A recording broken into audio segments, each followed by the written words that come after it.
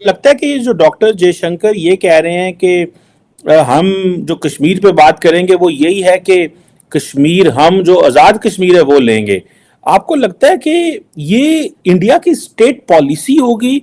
Doctor Amit Shah साहब भी ये बात कर चुके हैं, या कि आप समझते हैं कि doctor Jaishankar is talking about public sentiments?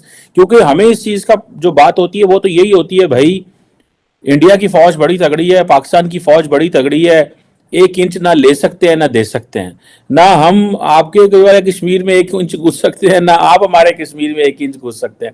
सो ये जो बातें होती हैं, ये आप क्या इसको कैसे, ये स्टेट पॉलिसी होगी कि हम वो कश्मीर लेना चाहते हैं कि पाकिस्तान को इंगेज रखो भाई? माजी में पाकिस्तान कहता है हमें कश्मीर चाहिए, कश्मीर चाहिए, तो आप उल्टा रेटरिक चला दो, नहीं हमें वो कश्मीर चाहिए जी, वो तो हमारा कश्मीर। सो ये जो अमित शाह साहब या राजनाथ सिंह साहब या अभी जयशंकर साहब ये बात कर रहे हैं, सो ये पार्टी पॉलिसी है, स्टेट पॉलिसी है, या कि ये सिर्फ एक अवाम के सामने एक रेटरिक है? मतलब आपकी अपनी जाती अंडरस्टैंडिंग क्या है इसमें? देखिए जीवा साहब, अब आप बात करें अमित शाह साहब की तो वो होम मिनिस्टर ऑफ इंडिया है। आप बात करें राजनाथ सिंह जी की, डिफेंस मिनिस्टर ऑफ इंडिया है। आप डॉक्टर जयशंकर साहब की बात करें तो foreign affairs minister of India है। जो कैबिनेट कमेटी ऑन सिक्योरिटी होती है उसमें एक फाइनेंस मिनिस्ट्री होती है, 3-4 इंपॉर्टेंट मिनिस्ट्रियाँ होती है। अभी जितेंद्र सिंह जी जो हमारे पीएमओ के मिनिस्टर, वो अभी यूके गए थे, उन्होंने भी ये बात कही, कहीं ना कहीं एक मोदी जी भी कह चुके हैं। तो ये कोई, देखिए अगर ये एक रेटोरिक होता या एक ऐसी चीज होती तो इतने सीनियर लेवल के मिनिस्टर इसको बोलते नहीं। मतलब नीचे कोई लीडर बोले, कोई राइट लेफ्ट बोले, कहीं कहीं जूनियर लेवल पे बात हो तो आप बोल सकते हो चलो भाई किसी इलेक्शन रैली में बोला जाए तो बोलोगे ठीक है यार ये इलेक्शन रैली थी तो ये आपने जी वो बोल दिया कुछ। जब ये एक एससीओ जैसे इम्पोर्टेंट फोरम की प्रेस ब्रीफिंग्स में, यूके में, वेरियस प्लेटफॉर्म्स पे, जो बड़े प्लेटफॉर्म है वहाँ बड़े सीनियर मिनिस्टर बोले, तो ये एक, आप इसको मान सकते हैं पॉलिसी स्टेटमेंट है। क्योंकि this is now stated, this is a policy statement, क्योंकि ये कोई छोटे मोटे लोग इस पे मुज़ाकरात नहीं कर रहे, कोई छोटे मोटे लोग इस पे बयान नहीं दे रहे। क्योंकि चीमा साहब, PoK is unfinished agenda of our partition. बाकी आपकी फौज कितनी तेज है वो तो बाजवा साहब खुद ही उसका बयान कर चुके। पीछे बाजवा साहब का वो आया था कि जी टैंकों में तेल नहीं है, टैंक चलते नहीं है, जहाज उड़ते नहीं है, फ्रीगेटर बैठे हैं। मैं काफी दिनों से कह रहा था लोग मानते नहीं, तो बाजवा साहब कह रहे तो लोग मानते हैं। अच्छी बात है, मतलब चलिए बाजवा साहब जाते जाते कुछ अच्छी बातें कर रहे हैं।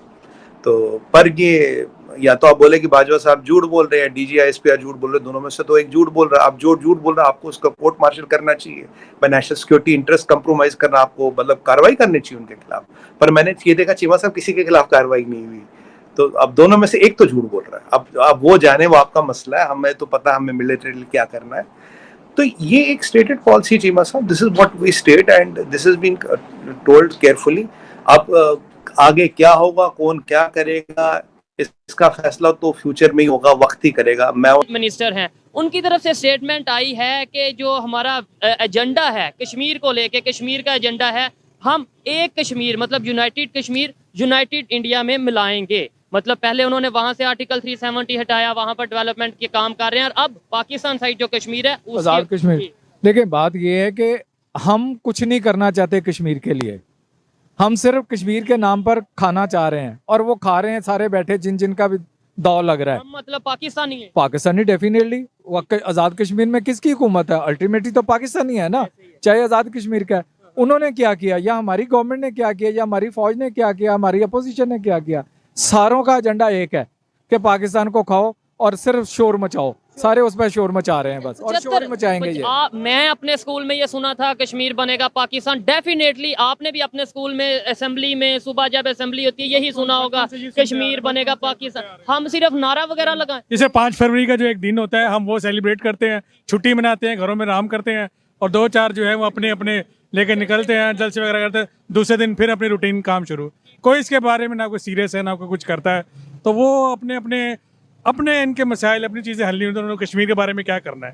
पाकिस्तान के मसाइल हल नहीं हो रहे हैं।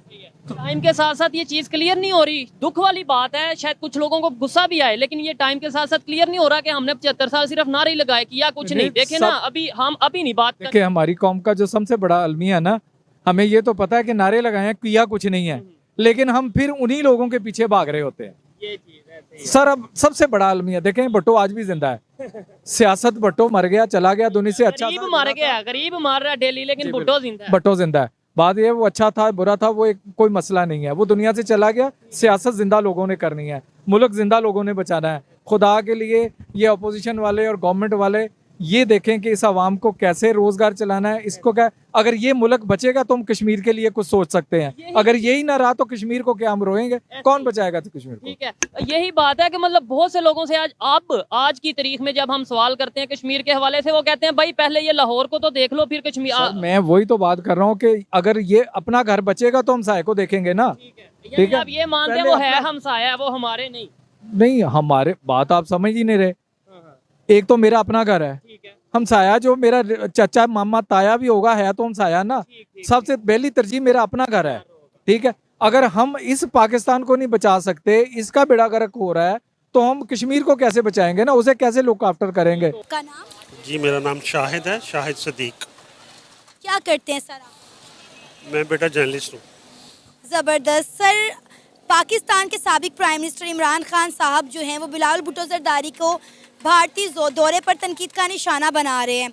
वो कह रहे हैं कि हमें पूरी दुनिया में जो है इंडिया ने रुस्वा कर दिया है। भुट्टो का नाम ले लेकर इंटरनेशनल फोरम पर पाकिस्तान को पूरी दुनिया में रुस्वा किया जा रहा है। क्या कहेंगे आप? देखिए, मैं हूँ तो खान साहब का लवर, लेकिन असूली बात तो ये है कि बिलावल का वहाँ जाना कोई इतनी बुरी बात नहीं थी। उन्होंने अपनी अपीयरेंस की वहाँ पर, अच्छा किया, लेकिन वो उनका जो वज़ीर ख़ारजा थे ना, उनका बैड एटीट्यूड था, उनका वो कोई सफारती रवैया नहीं था। और मेरे ख़्याल से अगर न्यूट्रल इंसान जो भी बात करेगा वो उनको बुरा कहेगा, बिलावल को बुरा नहीं कहेगा। बिलावल का वहाँ जाना अपनी कंट्री की रिप्रेजेंटेशन थी बस, और ना भी जाते तो कोई इतना ख़ास वो कोई इवेंट नहीं है जिसकी वजह से कोई पाकिस्तान मरा जा रहा था। बहरहाल अगर वो चले गए तो रवैया इंडिया का बुरा था, और इंडिया की बदनामी मेरे ख्याल से पूरी दुनिया में हुई। जो भी कोई अच्छा डिप्लोमेट है वो इंडिया को बुरा कहेगा, पाकिस्तान को बुरा नहीं कहेगा। सर, इमरान खान साहब का कहना है कि बहुत सारे इश्यूज थे जिन पर बात हो सकती थी। पाकिस्तान में इस वक्त करंट बहुत इश्यूज चल रहे हैं, लेकिन उन्हें वहाँ जाकर पाकिस्तान को रिप्रेजेंट करना ही नहीं आया। इसमें कोई शक नहीं है, क्योंकि वो तो अभी कल के बच्चे हैं। इतना बड़ा पोर्टफोलियो उसको देना ही, आप समझ रहे हैं कि उसका पोर्टफोलियो बनता ही नहीं है। वो बड़े नाना का बेटा और बड़ी माँ का बेटा होने की वजह से उसको इतना बड़ा पोर्टफोलियो, फुल वजारत ख़ारजा मिल जाना, और जो एक्सपीरियंस हैंड ख़ातून है वो उसके अंडर काम कर रही है, वो वज़ीर मुमलिकत है हिना रब्बानी खार साहबा। तो वो ये ज़्यादती वाली बात है। उसको अभी केजी से वो एकदम मास्टर्स करने के लिए बढ़ गए हैं। ये बस इस मुल्क का अलमिया है कि जो आदमी जिस सीट के लिए फिट नहीं है वो उसे उसी सीट पर बैठा दिया जाता है। सर, इमरान खान साहब ने इंडिया के फॉरेन मिनिस्टर एस जयशंकर को भी तनकीद का निशाना बनाते हुए कहा कि वो एक पुअर होस्ट हैं। अगर उन्होंने बिलावल भुट्टो को इसी तरह जलील करना था तो बेहतर था कि उन्हें बुलाते ही ना। उन्हें बुलाकर इस तरह से जलील करना, उन्हें तनकीद करना इंडिया को ज़ेब नहीं देता। ये खान साहब ठीक कह रहे हैं, लेकिन वो अल्फाज का इंतखाब दुरुस्त नहीं कर रहे। पाकिस्तान या बिलावल साहब जलील नहीं हो गए, ना पाकिस्तान जलील हो सकता है। उनकी जलील तो वो हो रहे हैं जो गलत हरकत कर रहा है। जलील वो होगा कि जो सामने से उसको अच्छे तरीके से फेस कर रहा है। मेरे ख्याल से बिलावल साहब या पाकिस्तान जलील नहीं हुए। खान साहब को भी अपने अल्फाज का चुनाव सही करना चाहिए कि क्योंकि वो इस वक्त मुखालिफ पार्टी है, आपके ओपोनेंट हैं, आप उनको जलील करना चाह रहे हैं, इसलिए आप ये ऐसी बातें कर रहे हैं। अदरवाइज़ पाकिस्तान कभी भी जलील या रुस्वा नहीं हो रहा। अल्लाह खैर करे। वो उनके वज़ीर ख़ारजा साहब ने बहुत बुरी हरकत की है, उसे कंडेम करना चाहिए। खान साहब को भी खुल के यही कहना चाहिए कि उनके वज़ीर ख़ारजा ने गैर मुनासिब और गैर अखलाकी हरकत की है। हाथ ना मिलाया, सबसे हाथ मिलाया, बिलावल साहब से हाथ ना मिलाया। तो आप देखें तो उस वक्त वज़ीर ख़ारजा जो थे उनके इंडिया के, उनकी बैक साइड पे पाकिस्तान का फ़्लैग लगा हुआ था। तो जब पाकिस्तान का फ़्लैग वहाँ पे लगा हुआ है, पाकिस्तान ऑफिशियल वहाँ पे जा रहा है, तो उनको ऑफिशियली ही ट्रेड कमेंट देनी चाहिए थी उनको। ये उनकी ज़्यादती है। सर लेकिन बिलावल भुट्टो जरदारी भी तो वहाँ इंडिया में बैठकर इंडिया को धमका कर आए हैं ना। उन्होंने कहा कि अगर G20 की मीटिंग जम्मू कश्मीर में हुई तो वक्त आने पर हम इंडिया को ऐसा करारा जवाब देंगे कि इंडिया भी याद रखेगा।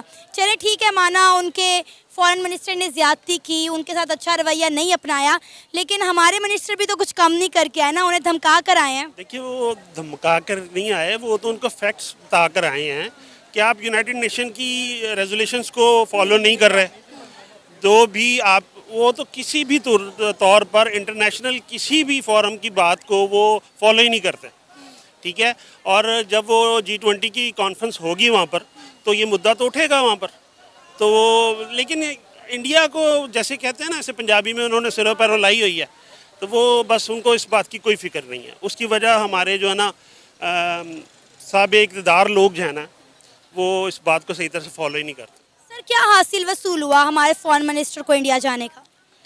देखिए मैंने पहले आपको बताया कि वहाँ जाना और उसको रिप्रेजेंट करना ये हमारा हक था ना। हम ऑफिशियली तौर पर गए, वो चले गए। बल्कि मेरे ख्याल से आपने गेन किया, आपने कुछ लूज़ नहीं किया, गेन किया आपने। लोगों की सिंपथीज आपके साथ हो गई। इंटरनेशनल भी आप देखेंगे ना, आप कॉलम्स पढ़ लें, आप न्यूयॉर्क टाइम पढ़ लें, आप वाशिंगटन पोस्ट पढ़ लें, तो उनके जो कॉलम्स हैं उसमें उन्होंने इंडिया को ही बताया कि इस बंदे की ज़्यादती है। वो सफारतकारी से नीचे उतर के बातें की उसने। ये था हमारा आज का प्रोग्राम। आपने जानी पाकिस्तानी अवाम की राय। उम्मीद है आपको आज का हमारा ये प्रोग्राम पसंद आया होगा। आप भी अपनी राय का इजहार कर सकते हैं नीचे दिए गए कमेंट सेक्शन में। इसी के साथ मुझे इजाज़त दें, पर जाने से पहले हमारे चैनल को सब्सक्राइब करें, वीडियो को लाइक करें और शेयर करें। अल्लाह हाफिज़।